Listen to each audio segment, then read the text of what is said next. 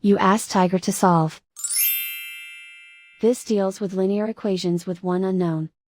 The final result is d equals 8. Let's solve it step by step. Simplify the expression. Expand the parentheses. Simplify the arithmetic. Multiply the coefficients. Group like terms. Combine like terms. Group all constants on the right side of the equation. Subtract 90 from both sides. Simplify the arithmetic.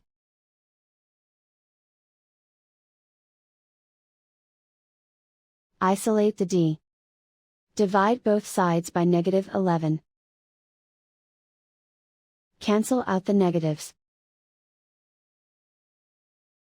Simplify the fraction. Cancel out the negatives.